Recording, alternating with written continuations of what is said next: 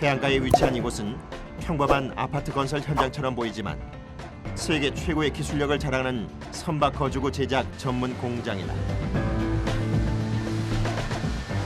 선박에서 데크 위에 지어진 집이라고 보시면 되는데, 그래서 데크하우스라고 하는데, 승선되어 있는 사람들이 거주하고 생활하고 그리고 일을 하기 위한 공간이 집약된 하나의 육상으로 치면 호텔 같은 거주구라고 보시면 됩니다.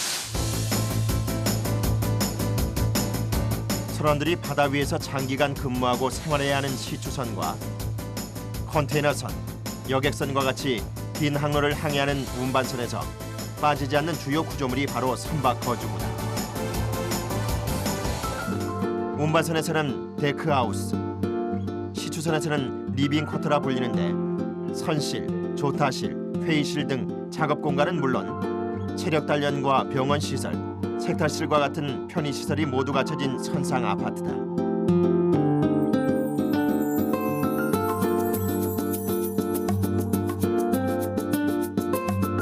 우리나라에서 제작된 선박 거주구는 대부분 해외로 수출할 만큼 세계적인 수준의 기술력을 가지고 있다. 전 세계에서 만드는 상선의 거의 3분의 1이 우리나라에서 만들어진다고 보시면 됩니다. 그러면 약 3척 중에 한 척은 우리나라에서 만든다고 보시면 되겠습니다. 프랑스, 독일, 노르웨이, 미국 등에 수출하며 조선 강국의 자부심을 드높이고 있다.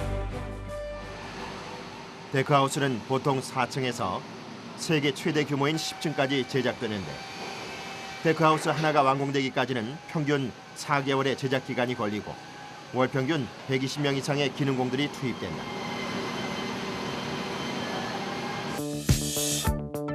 제작 첫 단계는 철판 원자재 가공. 데크하우스의 몸체를 이루는 바닥에 강재를 붙이고 같은 방식으로 제작한 철판을 세워 조립하는데 이 과정을 거치면 단층짜리 블록이 만들어진다.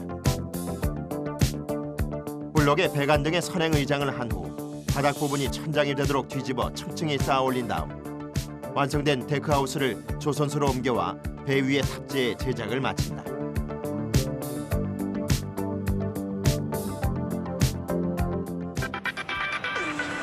공장에서 가장 많이 눈에 띄는 것이 바로 거대한 철판. 1톤에서 10톤 사이의 다양한 강재가 용도에 따라 달리 사용된다. 데크하우스에 작업하는 저 강재들은 보통 6mm에서 8mm가 주로 많이 쓰이고요. 위치나 장소에 따라서 10mm, 11mm까지도 쓰이고 있습니다. 선각의 외벽은 외부의 충격을 받기 때문에 가장 두꺼운 철판을 쓴다. 데크하우스 제작의 첫 공정은 철판 자재 절단. 절단면이 깔끔하도록 전기 방전을 이용한 플라즈마 절단기로 철판을 자르는데 선각의 바닥이자 천장이 될 부분에는 각종 통로를 계산해 작업이 이루어진다.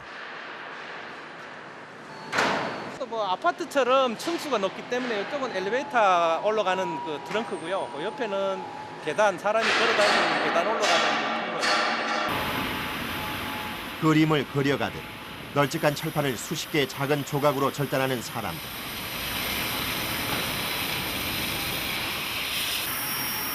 떼어낸 철판 조각은 보통 7, 8kg. 일일이 사람이 자석을 이용해 옮겨야 하는 작업이다. 철판 자재 가공 후 이어지는 공정은 블록 조립.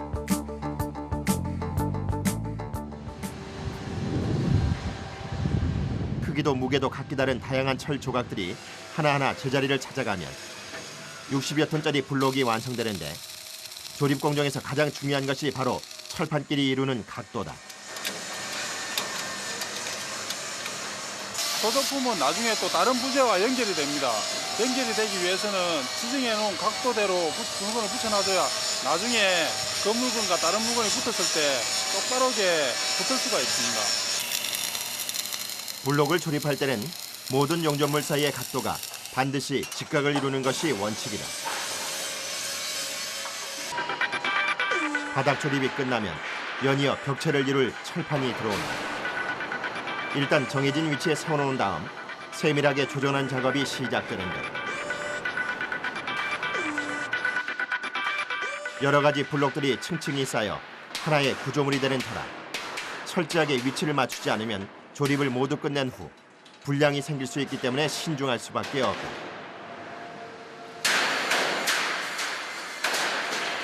도면상에 이제 치수별로 이렇게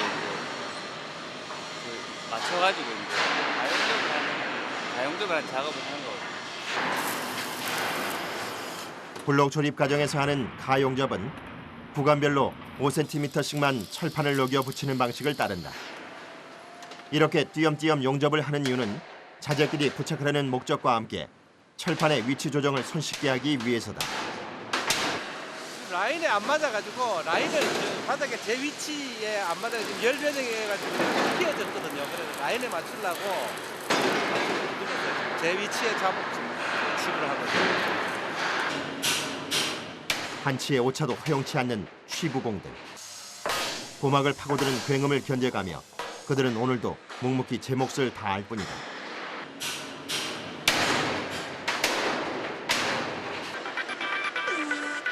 블록의 뼈대를 세우는 조립 공정. 그 마지막은 용접공들의 손에 달렸다. 블록이 들어오자 용접공들이 준비를 서두른다.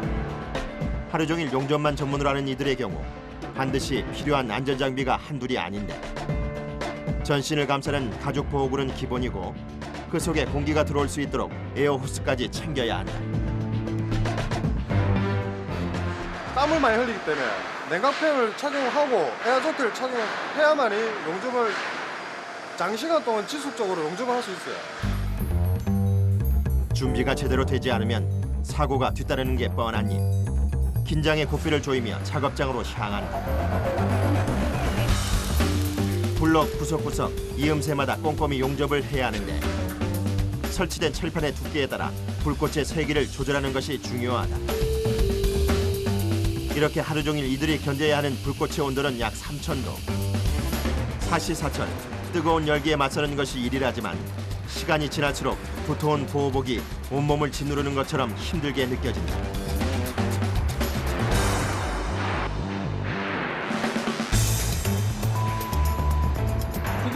열이 많이 여기 나나 가지고 봐요. 오시니까 좀 덥죠. 보통 에어 차고 하는데 괜찮아요, 그냥.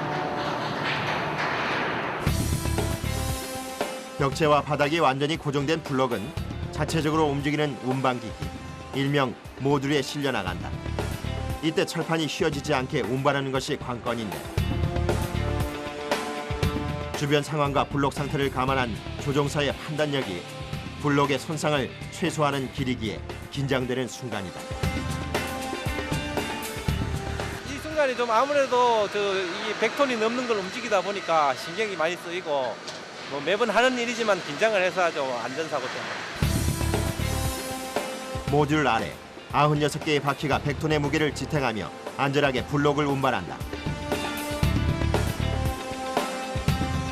블록이 도착한 곳은 금속의 표면을 손질하는 블라스팅 작업장. 차후에 있을 도장을 원활하게 하기 위해서 꼭 거쳐야 하는 단계다. 우리가 작업하는 게 이게 다 쇳가루거든요. 이 쇳가루인데 이게 한 8kg에서 9kg 다른 에어를 타고 나온다고요. 몇 톤이랑 다른 이 쇳가루가 나와서 이 철판을 깨끗하게 해야 된다고요. 철판에 녹이 없어야 되고 철판 자체에 쇼프라이머라고 발라져 있는데 그걸 다 제거를 해야지 이 쇼프라이머를 제거를 해야지 다른 페인트가 발립니다. 안 그러면은 도장 작업이 안 되는 거예요. 이들이 다뤄야 하는 것은 쇠를 깎아낼 정도로 엄청난 위력을 가진 철가루. 총알처럼 뿜어져 나오는 철가루를 당해내기 위해서는 갑옷을 입듯이 온몸을 감싸야 한다.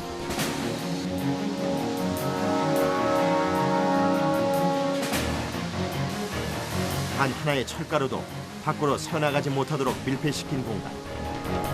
까맣게 내려앉은 어둠과 함께 이들의 고된 작업도 시작된다. 압축 공기의 힘과 노즐의 무게 때문에 가만히 서 있기도 힘들 텐데 이들은 분사 각도를 마음대로 바꿔가며 능숙하게 작업한다.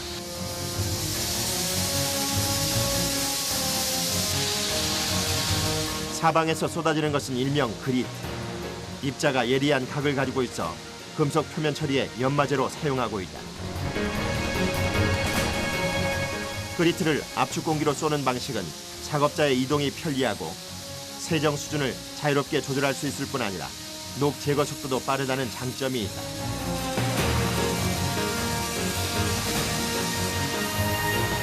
그리트와 압축 공기의 힘은 알루미늄 캔을 순식간에 너덜너덜하게 만들 정도인데 이를 이용해 금속 표면에 일정한 패턴을 새기기도 한다. 철판이 까칠까칠해지면 페인트 부착력이 2배 이상 높아지므로 자연히 도장 후 수명도 연장되기 때문이다. 작업한 지 2시간쯤 흘렀을까 한두 명씩 밖으로 나가기 시작한다.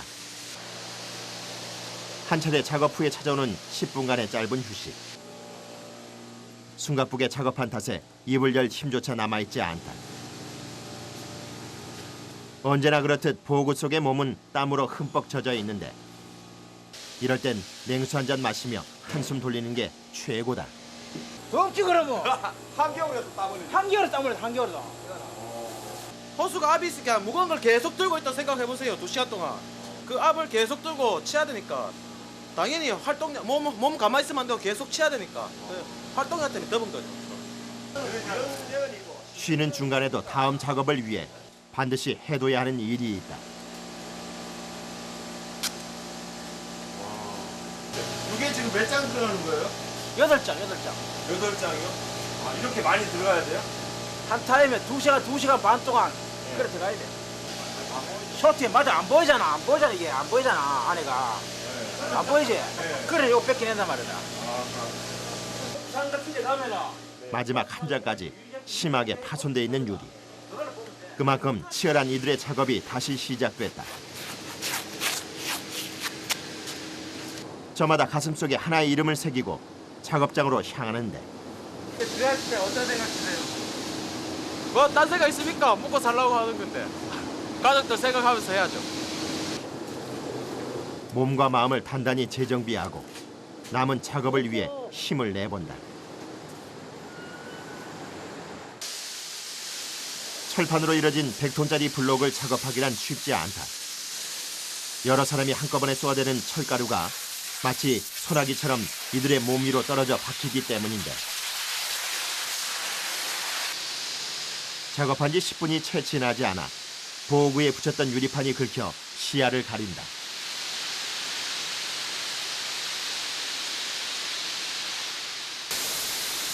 분사되는 철가루로 어둑해진 작업장에서 시야 확보는 더욱 중요하다. 블록의 모든 면에 손톱만큼의 빈틈도 없이 이들의 손길이 닿아야 하기 때문이다. 도막의 수명을 좌우하는 것이 바로 표면 처리. 녹 제거가 잘 안 됐을 경우 도장을 했을 때 접착력이 떨어지며 녹이 도막의 표면을 뚫고 나와 결국 불량의 원인이 된다.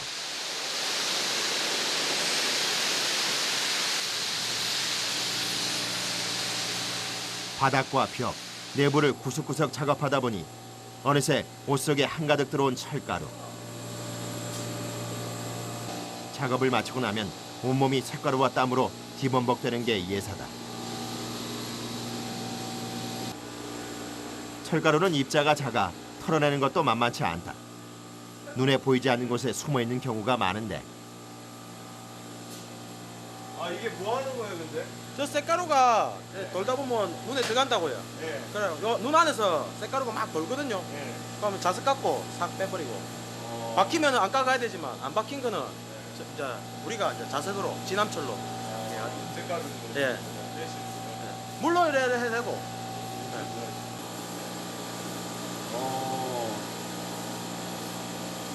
아무리 힘들어도 아무나 할 수 없는 일이기 때문에 자랑스럽게 생각하죠. 표면 처리 과정을 마친 블록은 또 다른 공정팀의 손길을 기다리는데 해수의 영향으로 선체가 부식되는 것을 방지하기 위해서 도장을 하게 된다.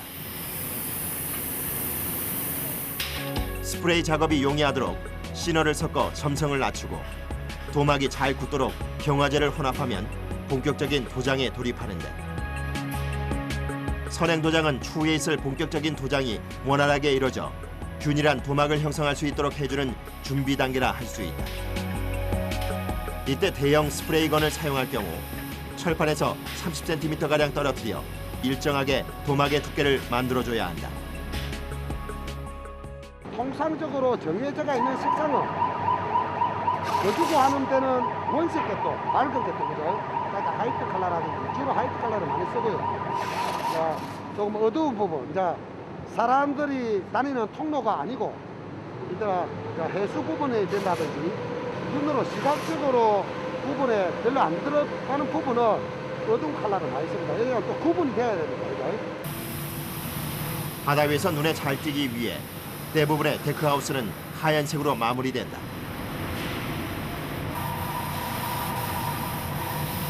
텐트 칠할 때 뭐가 가장 힘드세요? 텐트 칠할 때 유독가스하고 그 피기 힘든, 풀이 뿌리기 힘든 대중구역 같은 거 들어갈 때가 가장 시각적인 효과뿐 아니라 선체의 안전까지 책임지는 도장 작업. 어느 한 군데 허투루 할 수 없기에 30cm의 틈만 있어도 비집고 들어가 팔을 뻗는다. 바람 한 점 들어올 수 없는 전신 방진복 속에서 가쁜 숨을 내쉬며 벌이는 전쟁. 데크하우스는 이들의 땀과 열정으로 더욱 견고해진다.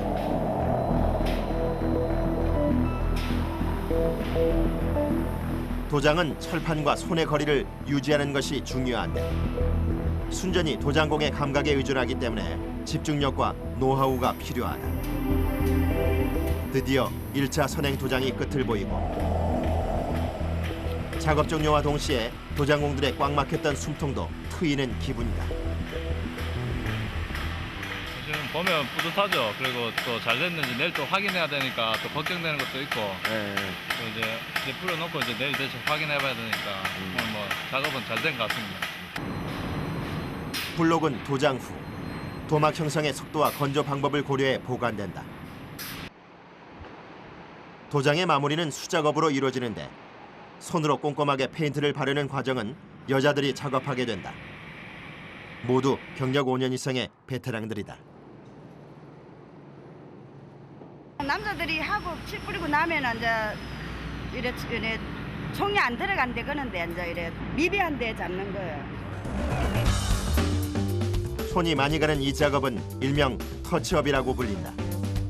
완벽한 도장을 위해 꼭 거치는 단계로 비좁은 내부 구조를 꿰뚫고 이리저리 롤과 붓으로 칠하는 이들의 몸놀림이 없었다면 데크하우스의 빈틈없는 도장은 아마 불가능했을 것이다. 봐봐요. 찜질방이잖아요, 찜질방. 돈 안 들어가고 돈 벌고 살 빼고 찜질방. 냄새 많이 나죠? 처음 일을 시작했을 때 주변의 시선이 신경 쓰이지 않았던 건 아니다. 하지만 김홍렬 씨는 직업에 대한 자부심으로 이를 극복해냈다. 이제 밖에 나가면 저희 친구들이 많이 놀리거든요. 처음에는 이제 별명으로 이제 우리 정말로 뺑기쟁이야 그렇게 했는데 지금은 제가 그거를 바뀌었어요. 그 별명을 페인팅 아티스트라고 불러달라고. 그래서 지금 가면은 아티스트 왔냐고 놀려요, 친구들. 넓은 공장 곳곳에 있는 블록들을 일일이 찾아다니며 작업하는 페인트공들. 다른 블록으로 이동하는 도중에 휴게실에 들려 짧지만 달콤한 휴식을 갖는다.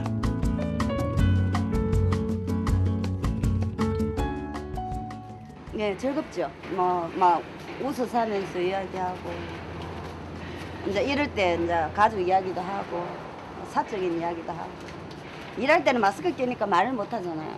일만 하기 바쁘지. 쉬는데 붓을 놓을 새가 없으니 손은 을의 페인트 투성이가 된다. 마음에 묻은 고된 작업의 흔적들을 언제나 가족에 대한 사랑으로 지어온 정영숙 씨. 됐다. 내가 이래 돈벌이가 애들 대학까지 졸업시키고 이래 했으니까 신랑하고 같이 버는데 애들 3명이거든요. 그러니까 뭐 좀 보탬 되보려고 그래 조금 하고 그만둬야지 했는데 10년이 언제까지 하고 싶어요, 일을? 일요? 정년퇴직까지 해야죠. 정년퇴직까지. 예, 뭐 건강만 허락하면. 요새 직업을 못 가졌어도 그러는데 일단 직업이 있으니까. 그러니까. 예. 직업이 있기에 행복한 그들. 작업장에는 항상 웃음꽃이 핀다. 앞에 담 나오네. 공장 안 또 다른 작업이 한창이다. 선행 도장을 마친 블록에 배관과 케이블을 설치하는 선행 의장인데 그중 데크하우스에 시공되는 파이프는 13가지로 나뉜다. 위치와 유독물질의 종류, 쓰임에 따라 재질을 달리 사용하기 때문이다. 현재 이 작업 중인 카파 파이프는 재질이 녹이 안 나기 때문에 우리가 이제 주로 우리가 이제 먹을 수 있는 그런 청원수를 역할을 하고 있습니다. 세상 거주 공간으로서 부족함 없이 제작되는 데크하우스. 식수와 담수, 기름과 소방 목적의 이산화탄소 등을 이동시킬 각종 파이프가 필요하다. 수많은 파이프는 치밀한 설계를 바탕으로 설치된다. 환풍기 역할을 하는 덕트 시공 현장. 바닥에 놓이는 것 같지만 블록을 180도 뒤집어서 탑재하기 때문에 결국엔 천장에 설치되는 시설이다. 배관과 함께 케이블도 설치되는데 10층짜리 데크하우스의 경우 메인 데크의 케이블 공사만 열흘이 소요되고 전체적으로는 한 달이 넘게 걸린다.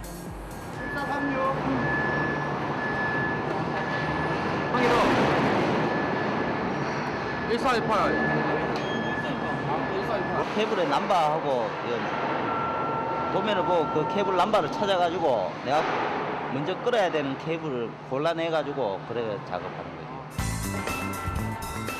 선상 생활에 필요한 전원, 전화, 항해 통신 장비 등을 위해 무수히 많은 케이블이 쓰인다.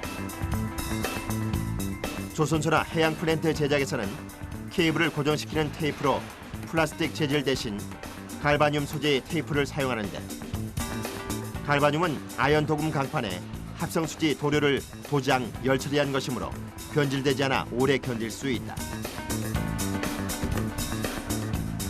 블록의 벽체 곳곳에는 창문을 달기 위해 미리 만들어둔 구멍이 있는데 여기에는 무게 15kg 이상의 특수 유리 자재가 들어간다.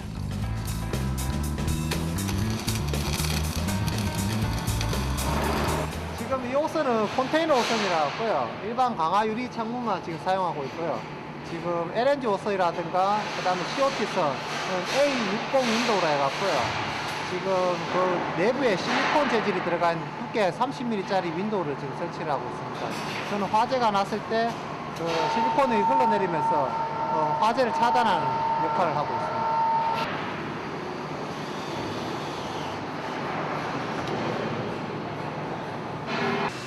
선행 의장을 마친 블록은 미리 제작된 블록 곁으로 운반하고 해당 층수에 뒤집어 탑재하는 과정이 이루어진다.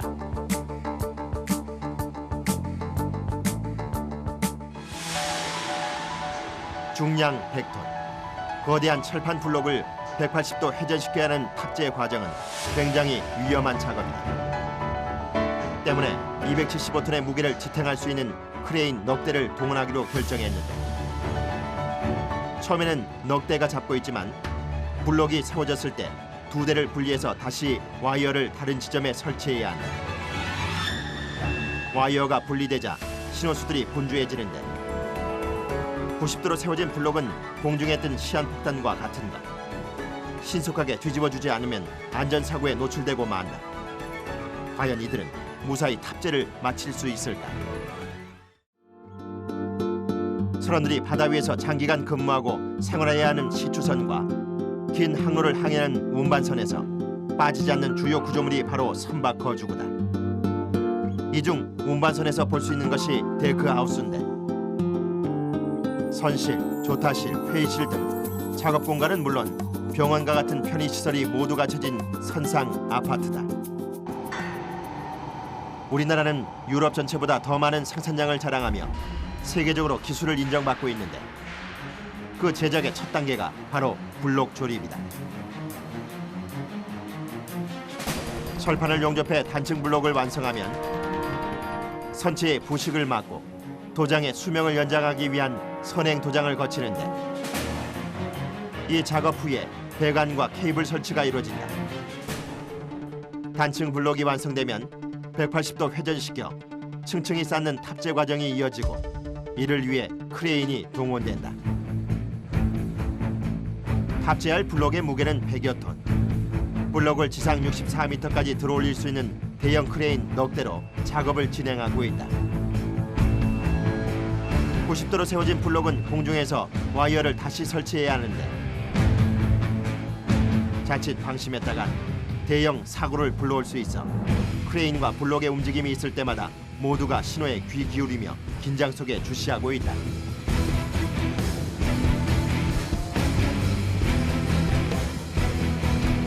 와이어를 다른 지점에 설치하기 위해 분주히 움직이는 크레인들. 공중에 뜬 블록이 100톤짜리 시한폭탄이 돼버린 순간이다. 크레인의 위치가 정해지면 이제 와이어 설치와 90도의 회전만이 남은 상황. 신속하게 블록을 움직여주지 않으면 수많은 위험에 노출될 게 뻔하다. 조금만 더요. 자, 전체 톤수 확인하겠습니다. 바닥과 수평을 이루며 안정적으로 매달려 있는 블록. 운반한 지 반나절이 지나서야 데크하우스 꼭대기로 올라갈 수 있었다. 그런데 이미 30m 높이까지 쌓여있던 데크하우스 위로 블록을 올리기란 쉽지 않았다.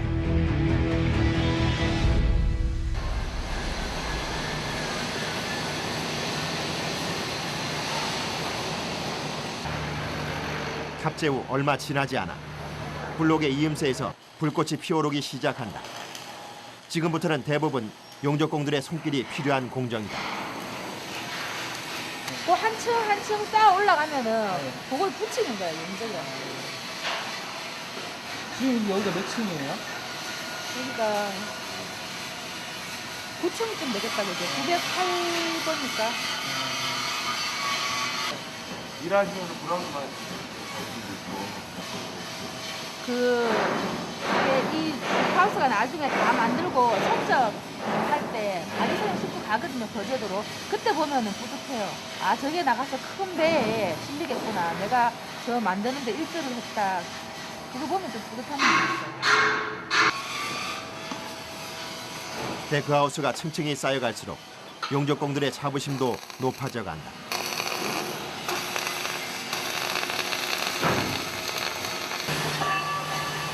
용접의 기술 중에는 숙련공들이 전담하는 분야가 따로 있다. 불과 물을 자유자재로 쓰며 철판을 다루는 곡직이 바로 그것이다. 용접으로 인한 그 변형을 우리가 지금 곡직이라는 걸로 해가지고 지금 제작업을 해가지고 우리가 지금 작업을 하고 있어요. 곡직이라는 거는 쇠를 닳아가지고 급냉을 시켜 물로 식혀가지고 수축을 시키는 작업입니다. 야, 이건 한 3000도 이상의 열기로 녹여붙인 철판은 휘어져 있기 마련인데 이를 반드시 평평하게 펴줘야 한다. 데크하우스 제작에 적용되는 곡직 기술은 한마디로 수축에 의한 곡직이다. 곡직은 650도 이하의 온도로 철판을 가열해 팽창시킨 후 상온에 물을 뿌리면서 급냉시키는 원리다.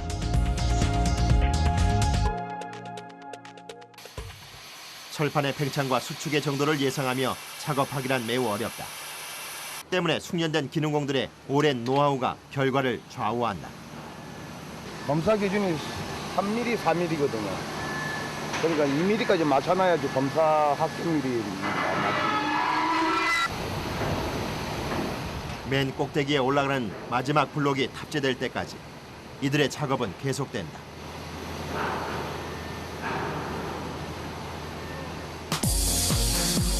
탑재된 블록의 실내에서는 지상에서 하기 힘든 내부 공사, 즉 후행 의장이 시작됐다.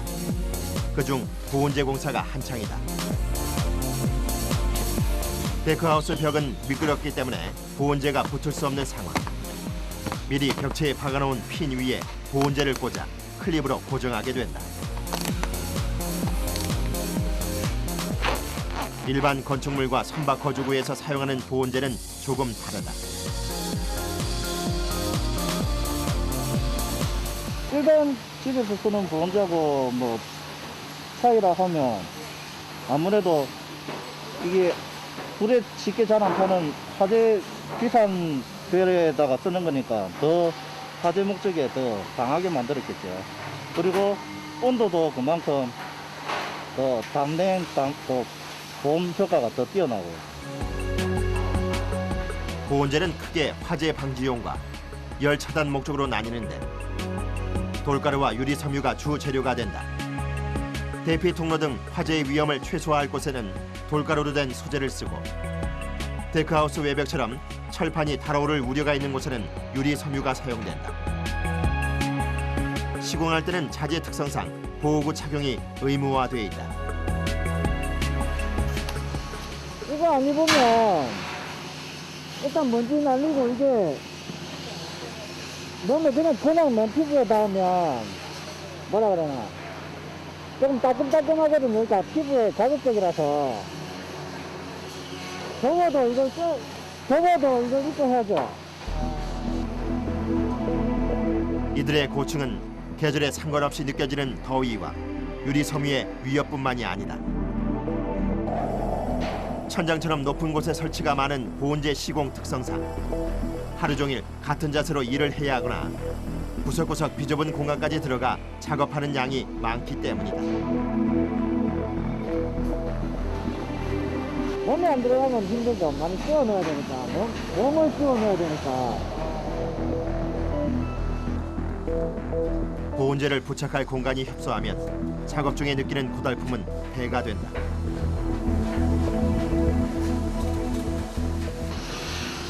오후 3시, 가장 더운 이때가 시공자들의 단체 휴식 시간이다. 찜통 같은 실내를 벗어나 온몸을 적신 땀을 식혀본다. 이게 전부 땀인데. 작업장 입구로 나오는 게 전부지만 맑은 공기, 찬바람을 쓸 수 있는 것만으로도 몸이 한결 가벼워진다.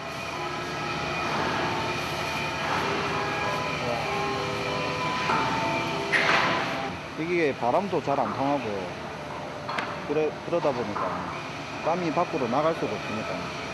그 안에도 보니까 되게 많이 껴있는 것 같아요. 아무래도 유리 섬유 날리고 그다음에 자재 설명가루 날리고 먼지 날리고 하니까 아무래도 여러 겹 입고 자기 몸 관리는 해야 되죠.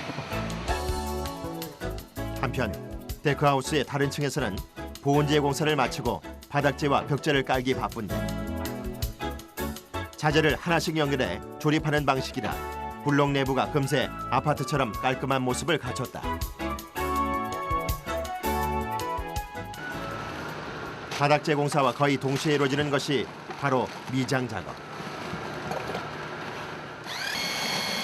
데크하우스 밖에서는 철판 위에 얇게 펴바를 시멘트를 혼합하고 있는데 워낙 대량으로 쓰이기 때문에 지상에서 자재를 만들어 블록 내부로 올려보내고 있다. 바닥에 깔린 시멘트는 두껍지 않더라도 충격을 완화해주는 역할을 톡톡히 한다. 배에서는 이게 지금 진동이 있기 때문에 좀 특수 자재라고. 예. 자, 강도가 이제 일반 세멘트하고 좀 다르지요. 자, 강하지. 예, 강하고 이제 표면이 얇아도 이제 크랙이 안 가고. 일반 시멘트와 달리 모래를 섞지 않고 바닥에 바로 뿌려주는데 이때 표면이 매끄럽고 수평을 이루도록 7에서 8mm의 두께를 유지하는 것이 중요하다. 사람이 다니는 모든 길에는 시멘트가 뿌려지는데 계단과 좁은 바닥까지 미장을 하고 나면 약 12시간 후에는 단단하게 굳는다. 모든 작업이 그렇듯 정성이 들어가야 바닥이 곱게 깔린다. 됐습니다.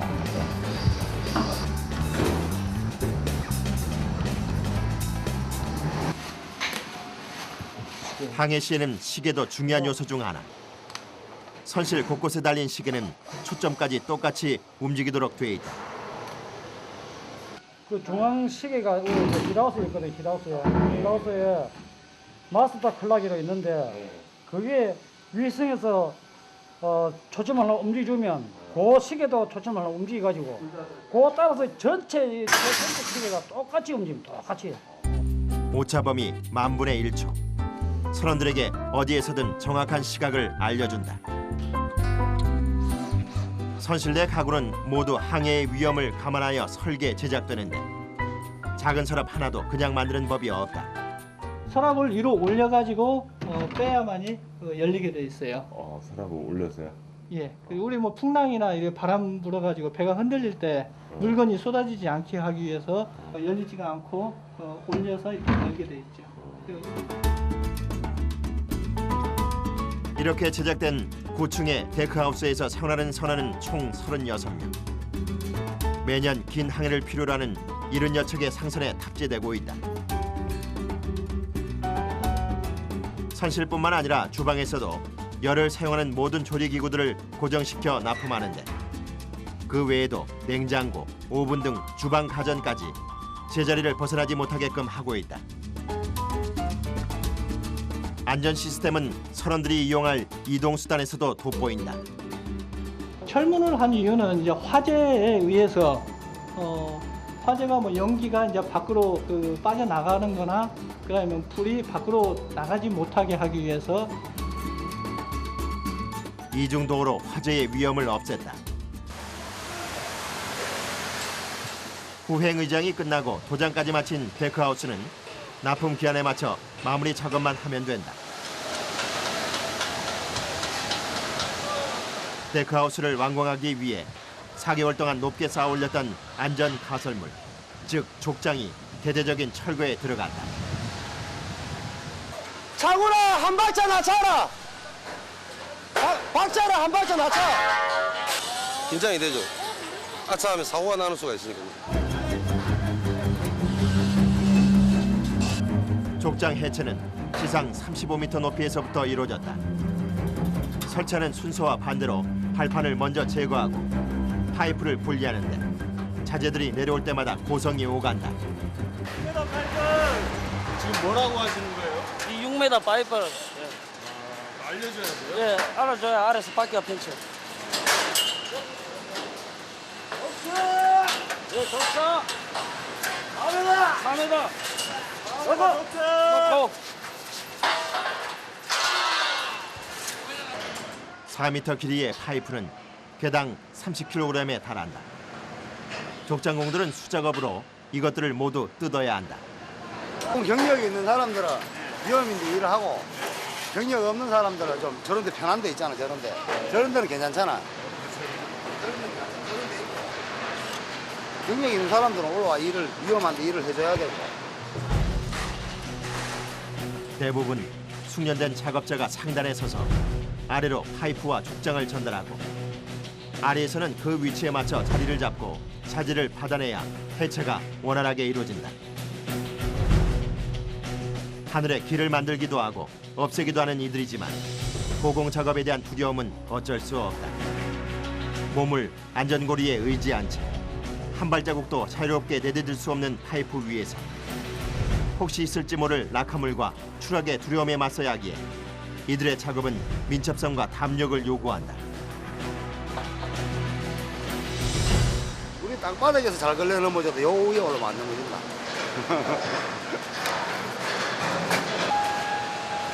쉬는 시간 고단함이 물밀듯이 밀려오지만 한 집안의 가장인 이들의 어깨는 지칠 줄을 모른다. 내가 이래 일함으로써 내 가족이 먹고 살고 편하게 지낸다는 거 그거밖에 더 있습니까?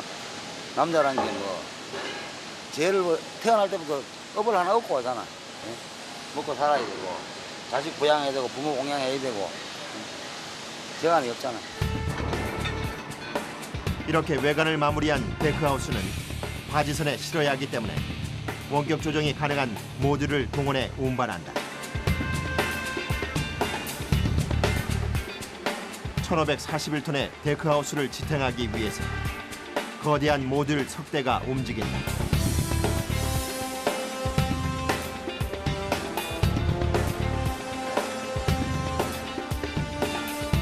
크게 세 줄로 나눠서 데크하우스 하단에 집어넣게 된다. 아무리 큰 규모의 데크하우스라도 모두를 조절하면 옮기지 못할 것이 없다. 바퀴 수를 세었을 때 한쪽 라인만 24축이거든요. 그러면 안전캐파 잡아갖고 30톤 석 봅니다. 그러면 20축은 600톤, 3석 720톤 정도 되는 거지, 이 한 줄이.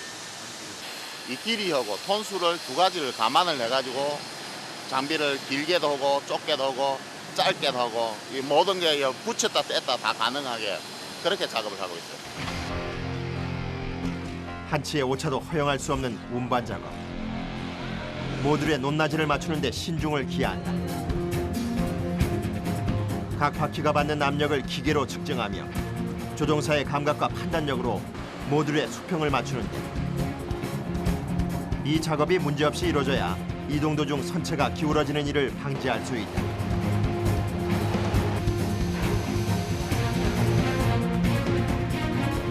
울산 공장에서 거제 조선소까지 데크하우스를 운반하는 방법은 바지선밖에 없다.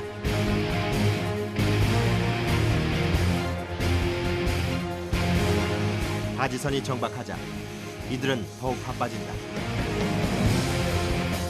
구두와 바지선의 높낮이가 수시로 달라지기 때문에 데크하우스를 조금씩 이동시킬 때마다 30분 이상 바지선이 물 위로 올라오기를 기다려가며 작업한다.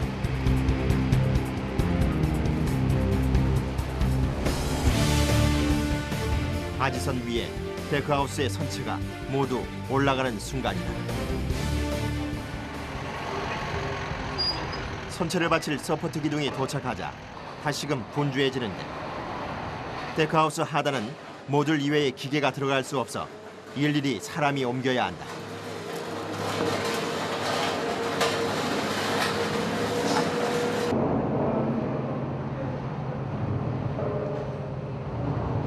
기둥을 세우는 이유가 이 장비는 여기 남아 있어야 되고 배만 가야 되기 때문에 그쪽에 또 다른 회사에서 장비가 들어오거든요. 그렇기 때문에 장비가 들어갈 수 있는 공간을 만들어주는 거예요. 모듈이 받치고 있던 1,500여 톤의 거대한 데크하우스를 지탱하려면 최소한 30개 이상의 서포트 기둥이 필요하다. 이미 바지선에 도착해 한참을 지체한 상황. 기둥을 옮기는 작업자들의 빠른 발걸음은 무게를 잊은 듯하다. 요거 하나 한 700kg, 800kg 나와요. 그럼 이 배에 지금 저걸 몇 개나 받치시는 거예요? 34개. 해상으로 운반하는 경우 바다의 날씨가 안 좋으면 아무리 무거운 데크하우스라도 흔들리기 때문에 하단에 받친 서포트 기둥을 다시 한번 단단히 하는 작업이 필요하다. 요걸 안 움직이게끔 패턴하고 여기다가 용접을 하고 요 위에도 첫 번째 용접을 되는 거예요. 여기도 이렇게 용접을 하고 안전하기 위해서 파도 치면 안전하게 가는 거예요.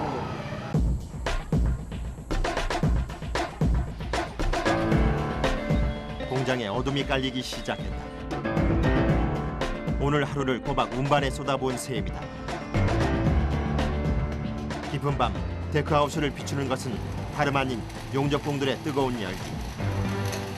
반드시 오늘 밤 안으로 바지선을 내보내야 하기 때문에 시간이 가는 줄도 모르고 작업에 총력을 기울이고 있다. 지금 뭐 예상하기는 한 9시나 10시쯤에 끝날 거라고 지금 예상을 하고 있어요, 지금. 그래가 밥 먹고 쉬지도 않고 지금 때우는 이유가 그거고요. 용접부는 결함을 발견하기 위해 자분을 뿌려 검사한다. 용접을 하면은 용접이 전문가들이 했을 경우는 용접이 1% 가잖아요. 근데 안에가 이제 이물질 들어갈 수도 있거든요. 바람이 불면 그럴 때. 근데 그걸 우리가 이제 잡아주기 위해서 하는 겁니다. 다행히 품질 검사에 합격됐다. 작업자들한테 수천 명의 기능공이 만들어낸 결과물 데크하우스. 이제 7월 달부터 시작을 해가지고 한 여름에 땀을 흘려가면 되잖아요. 모든 사람이 고생을 하고 나가는 거 보니까 하나의 작품을 만들어서 나가는 거 보니까 뭐 시원하고 그렇습니다. 이제 안전히 도착하기만 바랄 뿐이다. 거제 조선소 도착까지 100km의 거리를 10시간 동안 달려야 한다.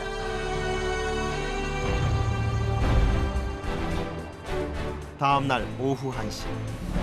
울산을 떠난 지 12시간 만에 데크하우스가 도착했다. 조수간만에 차가 적고 간밤에 물살이 잔잔했던 바다 덕에 당당한 위용을 자랑하며 무사히 조선소에 들어왔다.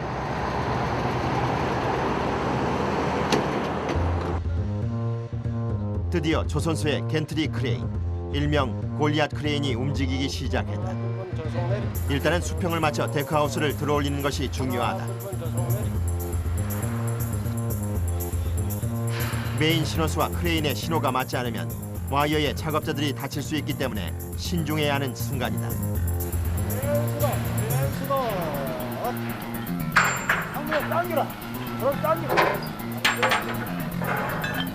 오늘 탑재 작업은 데크하우스를 둘로 분리하는 것이 급선무인데 조선소의 도크에 따라 사용하는 크레인이 다르기 때문이다. 이 도크는 해상 크레인이 아닌 겐트리 크레인으로 작업하다 보니 분리가 불가피하게 된다.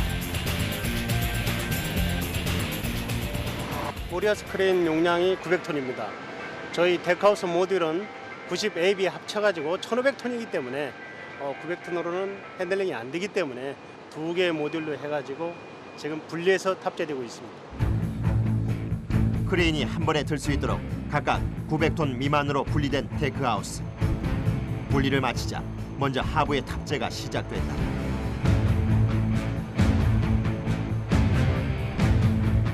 탑재되는 과정에서 10mm의 오차도 큰 사고로 이어질 수 있는 일촉즉발의 작업. 허리 좀 당기고, 허리 좀 당기고. 모두의 긴장 속에 데크하우스 하부가 공중에서 이동하기 시작했다. 선체 위에 둥둥 떠있는 데크하우스. 이제 작은 실수 하나가 거주구와 배를 모두 위협하는 상황이 됐다. 이 순간만큼은 베테랑 작업자들도 긴장할 수밖에 없다. 정신 바짝 차리가 해야죠. 안 그러면 장비를 부수하면 모니까 신경을 많이 씁니다. 탑재할 때. 하부의 바닥에 장애가 되는 요소들은 모두 제거해야 한다. 내린다. 동시에 아중선 내리. 뭐? 절단기 토치, 절단기. 밖으로 미처 빼놓지 못했던 작업 도구를 급하게 끌어당긴다. 조금 늦었지만 탑재가 시작되기 전에 발견한 것이 다행. 가슴을 쓸어내리는 순간이다.